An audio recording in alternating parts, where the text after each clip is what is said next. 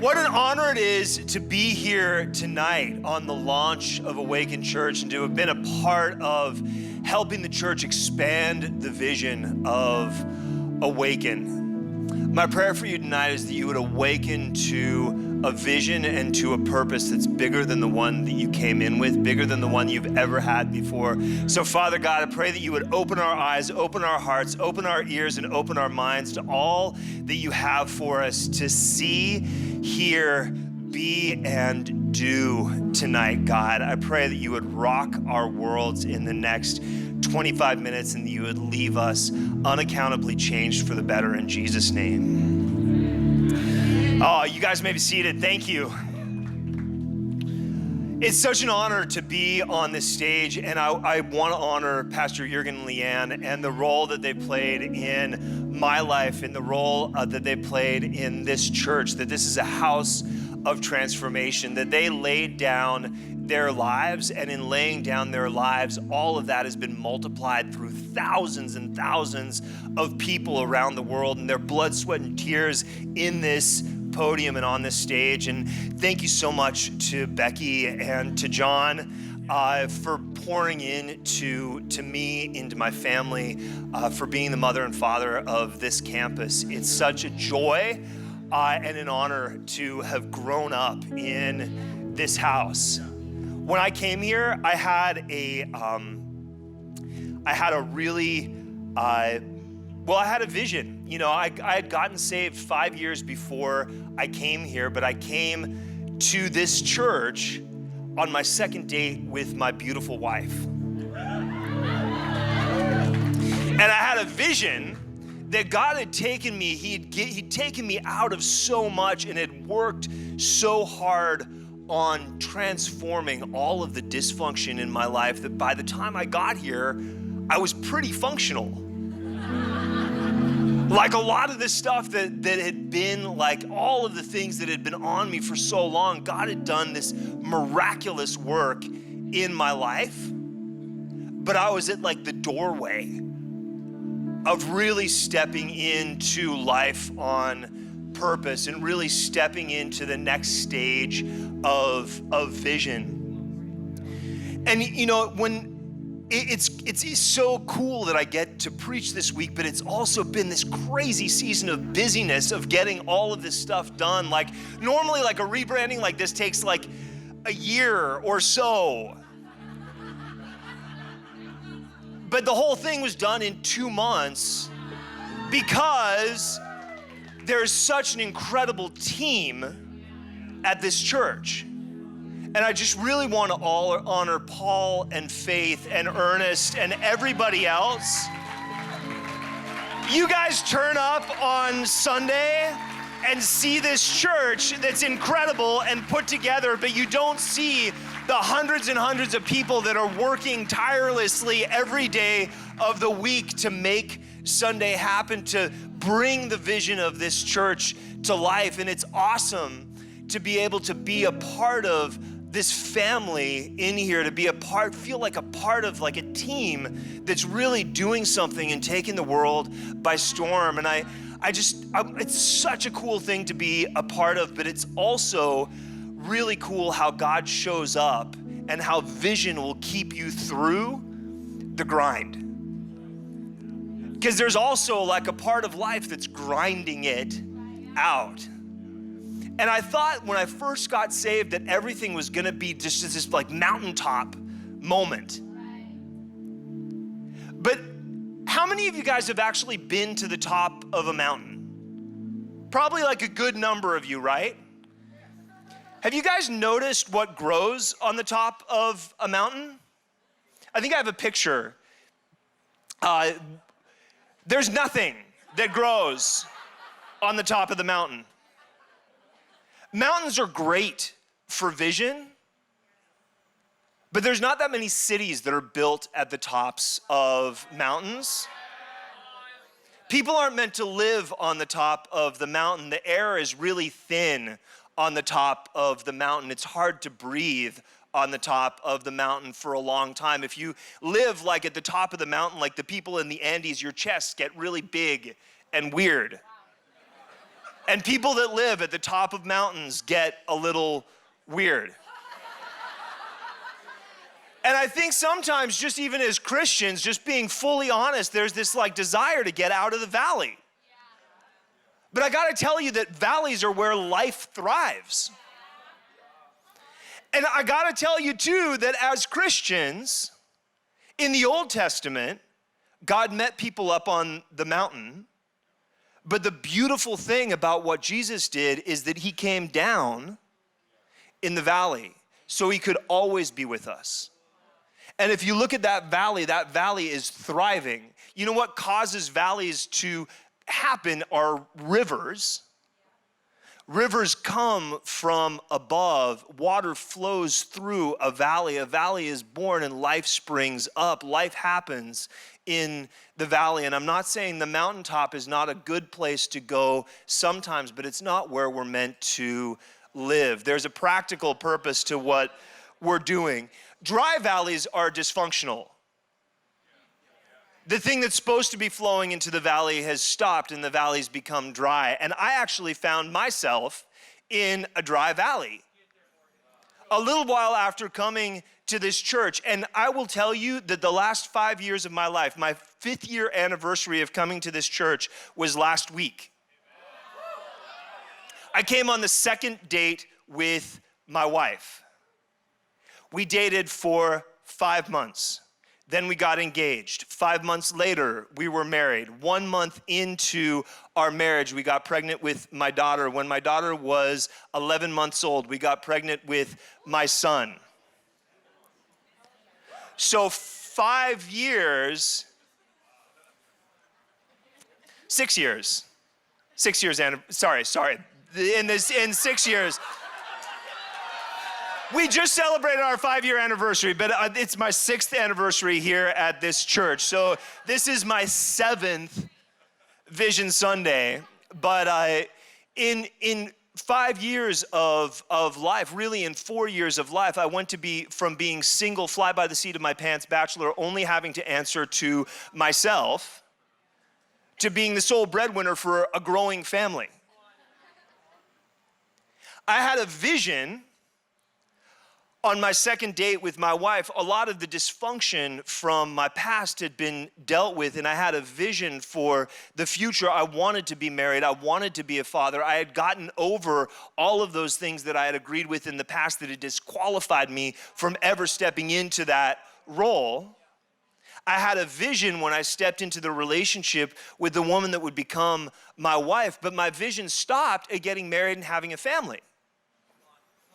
And so in June 15th, 2018, I was struggling and I felt like I was in a dry valley.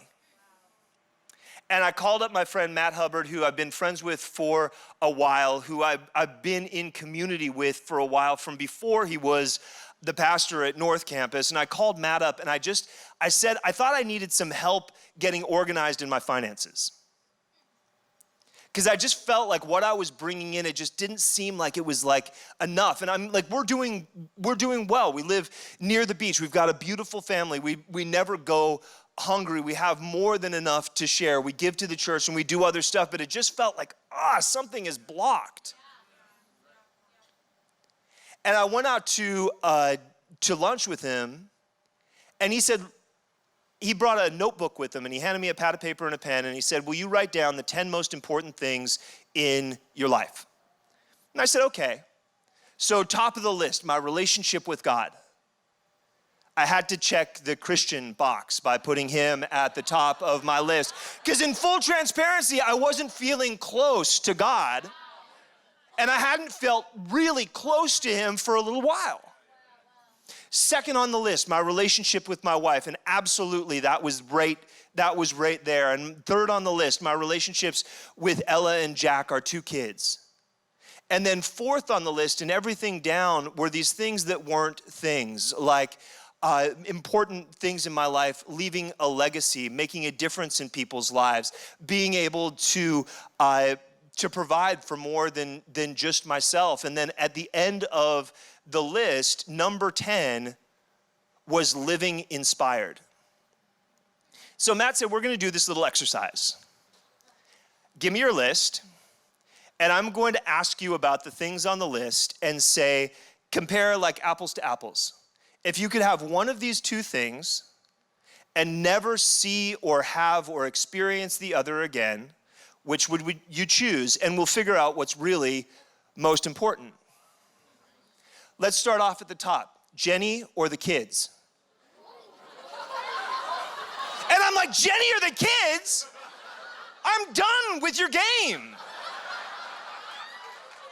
I'm changing my 2 and 3, and I'm just calling it family because I'm not willing to make that sacrifice. Dr. Matt, I'm not going to do this. I was upset.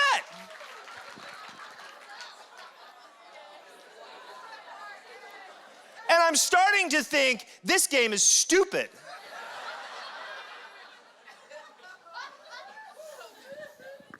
And you could tell I was getting a little charged up, and I think that was part of the point of the exercise. And he said, okay, let's do this one. How about leaving a legacy or living inspired? And I said, I would choose leaving a legacy for sure. He's like, you sure about that? Why don't you put it in a sentence? Okay.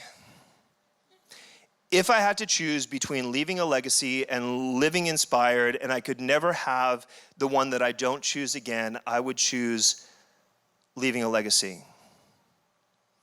And then we went through that exercise with all of these other things on the list, and every single thing that I chose was not living inspired. Leaving a legacy, providing for more than just me. I was so focused on what I thought I should be doing that I missed the living inspired because I thought I'd be able to get around to it later. And Matt said, look, Morgan, you are one of the most inspiring people I know. How do you expect to leave a legacy? How do you expect to really make a difference in the world? How do you expect to make a difference in other people's lives if you aren't actually living inspired?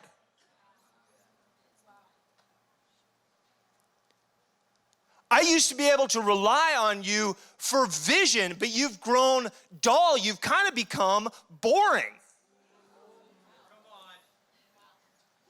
And he was right. I'd gotten so identified with being a provider that I'd lost sight of the greatest gift that God gave me, that I'm a visionary. That's what he blessed me with. That's the role that I'm meant to play in the world and in people's lives, and I forgot. Because the vision that I had when I stepped into my marriage was to be married and have kids. And don't get me wrong, that's a great vision, and I absolutely need to provide for my family. But providing is something I do. It's not who I am. And we can get real confused about the difference between what we do and who we are. So, about a year before my son was born, I took a job, and I had a vision for the job, sort of. But I really, more than anything, saw it as a means to an end, and really having the stability of a steady paycheck with a lot of zeros in my salary, and it was like a good job. It sounded really good on paper. I'm working for a lot of really big clients, but there's something in my gut that's just saying, don't do it. But I wanted to provide for my family. And it made sense. It checked all of the boxes on paper. And don't get me wrong, that job was amazing for a lot of reasons, but it wasn't my vision. And I'd stepped into it, and my vision had gotten so blurred because I'd gotten caught up in focusing on the things that should have just been actions I was taking, not identity. So I had when I was preparing for this message, God showed me something that was really cool in Exodus. And does anybody know what the Third Commandment is? Quacha? Come on. Okay, so the third commandment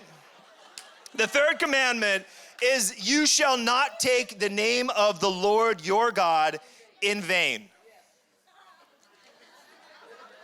And it sounds like a funny thing to be preaching about on a Vision Sunday, but I was like, okay, why have you shown this to me? And God said, what's my name? I am. There's a lot of names that we've called him, a lot of names that people called him in the Bible. The Jewish people changed his name to Adonai.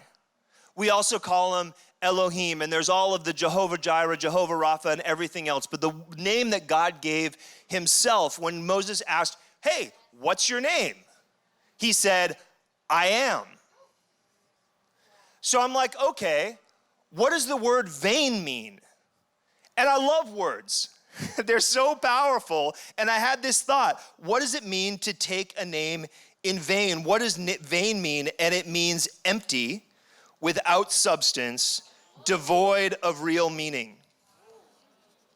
So is it possible that instead of meaning, don't say, oh my God, don't say Jesus Christ if you're not talking to him, that maybe not taking God's name in vain is not using the two most powerful words in the universe, I am, to chain yourself to an identity that is empty, without substance, and devoid of meaning.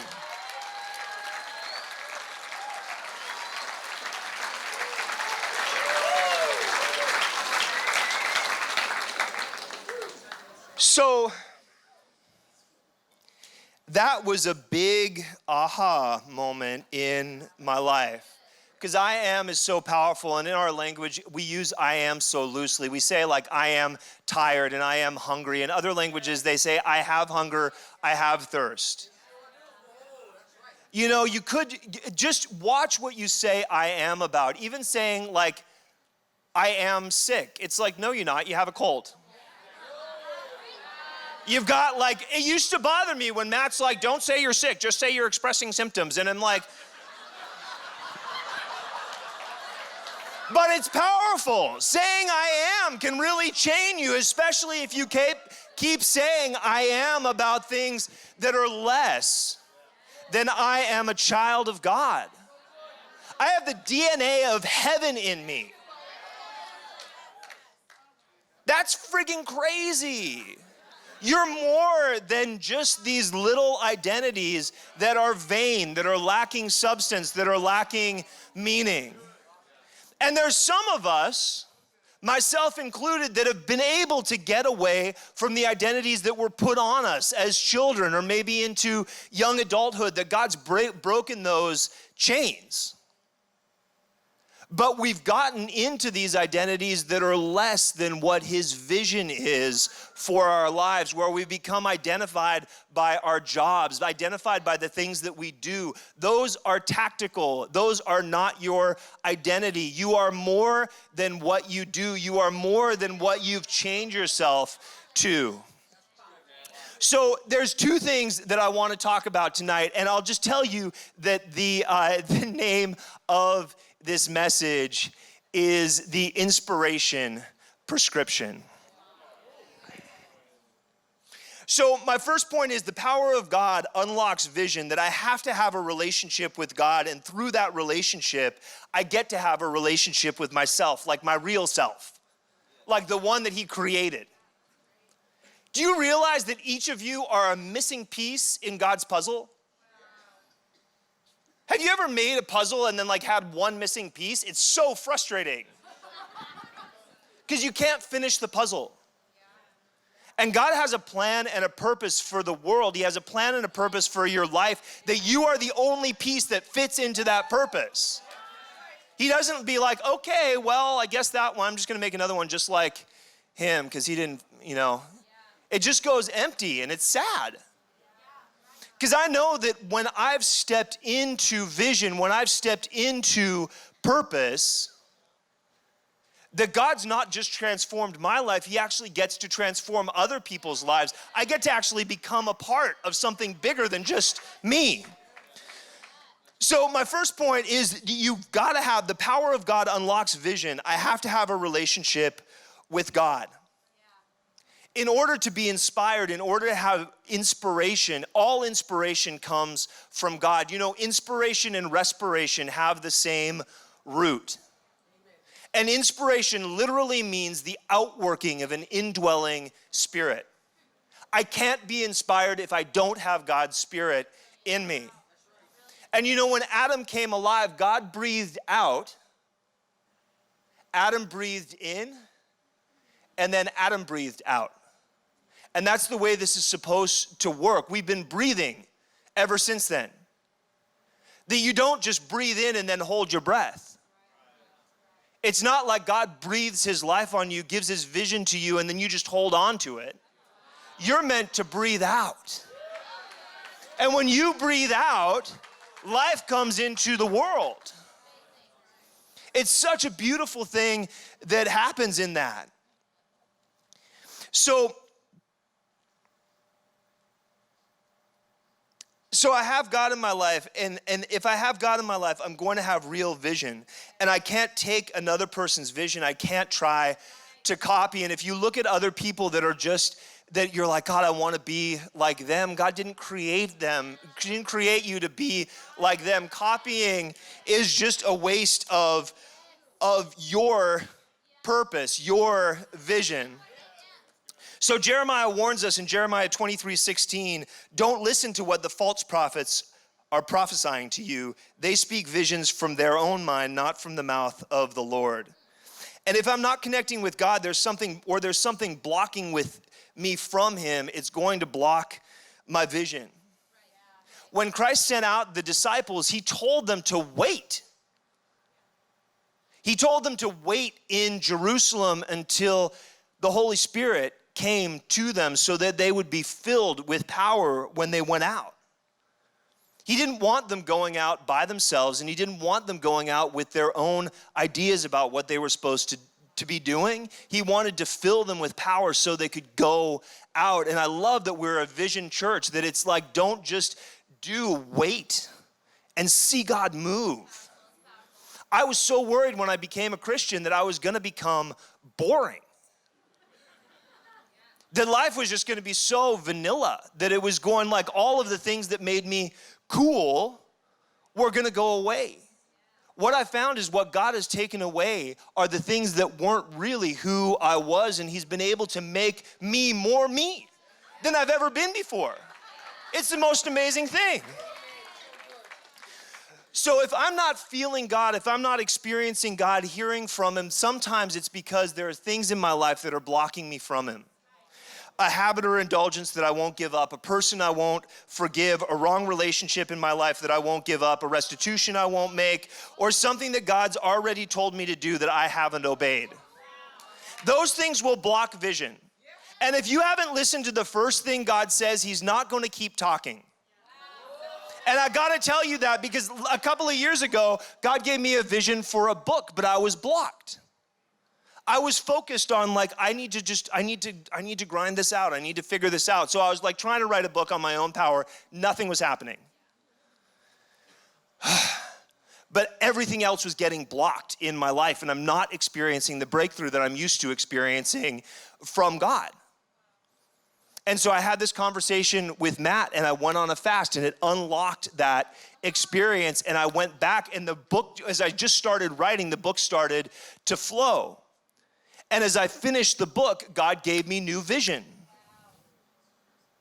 And I've gotten hundreds of emails and texts and calls and conversations in the lobby with people that have read the book or given the book to somebody else and hearing about changed lives and changed hearts because I was responsible to fulfill the word that God gave me, the vision that he gave me. But vision also doesn't happen just in one person. When God sent the disciples out, he sent them out 2 by 2. We need people, we need community, we need people that are speaking into our lives. And so my second point is that people bring vision to life.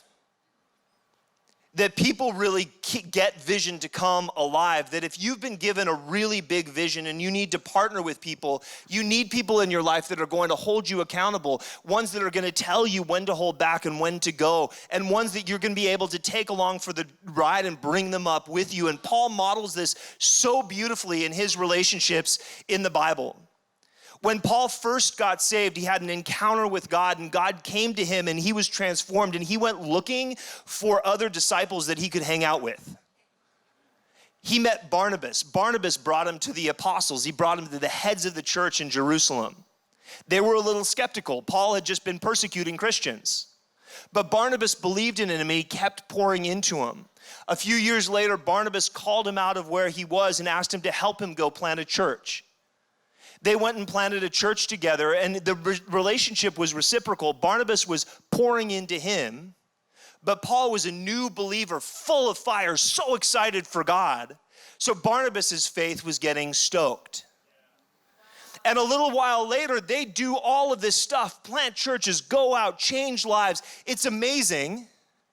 And then there's like a little thing that happens in the church, and they have to send some people out from like Church Central in Jerusalem. And one of the people that they sent out to the church was Silas. And Silas and Paul became like brothers. Silas was Paul's road dog. They did everything together. They changed the world together. They set the church on fire together. They sang in the prison together. And a little bit later in life, Paul met Timothy, and Timothy was somebody that was doing great, that was a well-respected member of the church, but he was a young guy, and Paul started to pour into him the same way that Barnabas had poured into Paul. And I realized that all of us need all three of those relationships to be healthy. And Silas is the hardest relationship for guys that are in the grind to keep. But it's also the most important, because if you have a mentor, they should not be seeing you every day. Because if they're seeing you every day, they are not your mentor. And if you're seeing the people that you're mentoring every day, maybe for a season, but not for a long time, you know, like you're going down, there's an importance of having somebody in your life that you're just walking side by side. We all need a Silas, and it's so hard to guard that relationship as a guy that needs to provide. And I'm telling you guys, I'm speaking to you, that your wife is not your Silas. You need somebody that's going to be with you at the high places, that's going to be able to celebrate the wins with you like a brother. You're going to need to, they need to be in your life at the high places, because the life doesn't stay high all the time. And when they're with you in the high places, and they're also with you in the low places, when you're really high up and everything's going great, they save you from getting too high. And when you're in the low places, they save you from that taking you out. So I know that there's some people that are here tonight, and that are just stuck in vision. And there's some of you that need a relationship with God to unlock that vision in your life. There's some of you that need a Silas, that need a Timothy, that need a Barnabas in your life. Some of you that are just starting out, that just need a Barnabas in your life to unlock this thing. And that happens in community. Get in a connect group. Get on a team. Get around people that are older and more experienced than you, that can pour into you, and see what that does to your life. Thanks for listening. To find out more about our locations, team, and what we do here at Awaken Church, go to awakenchurch.com.